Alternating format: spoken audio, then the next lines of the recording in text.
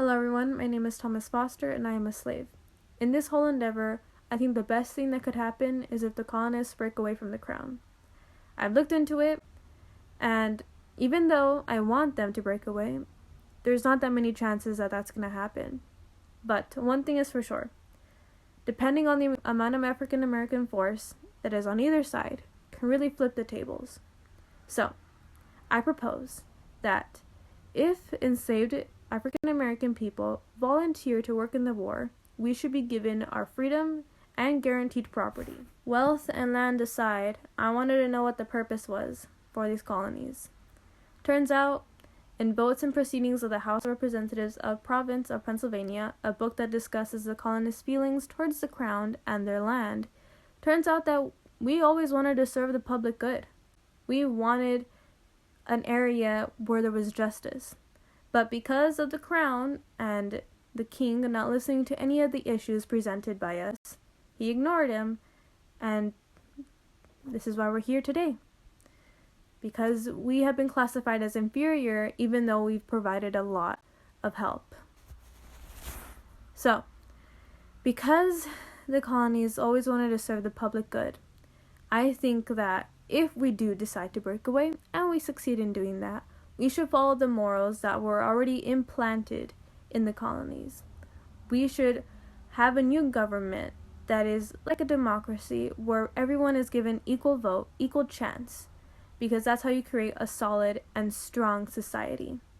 We are in a time where we cannot have segregation or separation, because if we're together as one, we can win this war. We can be free. We can have our liberty. When it comes to giving us the acquisition of land, I believe that our country can become very successful in westward expansion. Because think about it. Let's say we win the revolution. What's going to happen afterwards? What's the next plan? Westward expansion. You need people for that. So, by expanding the amount of people who have land, we can really dominate the west side. And we would become a very powerful and very successful country doing so. Now, I want you guys to really think about this. Giving us land and our civil rights go hand in hand with public good. You create a much stronger connection with loyalty between the government and the people. Because if you really want to think about it, an expanding country that does not have good loyalty with its people will fall. Look what happened between us and the British Crown. Same thing.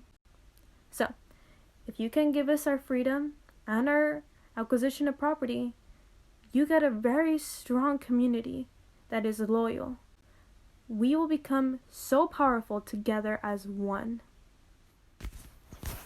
Now, I also want to add, because I've seen it myself, that there are British soldiers here, and they're giving us our freedom and property if we decide to work for them. Now, first off, I just want to say, if every enslaved person decided to work for the British government, there is little to no way that the colonies are going to win, because there's too much of a population here that is African American. 40% of the population in New York City is African American, and 15 to 20% in Pennsylvania. And in the South, it's even bigger. So, that's one thing. So, here's the other thing. I know you might be thinking, why don't I just join the British Crown since they're giving us all we want? Well, the colonies have a lot of potential. There's no form of government yet. We are barely figuring that out. And if we can start off on the right foot from the very beginning, we can do a lot of change for future generations. So, I'm just going to say that time is of the essence. And the chances of us leaving the crown are dwindling by the second. We can do a lot together as one. Giving slaves their freedom and acquisition of property can do so much for us as a whole. It would increase our success and give us our liberty.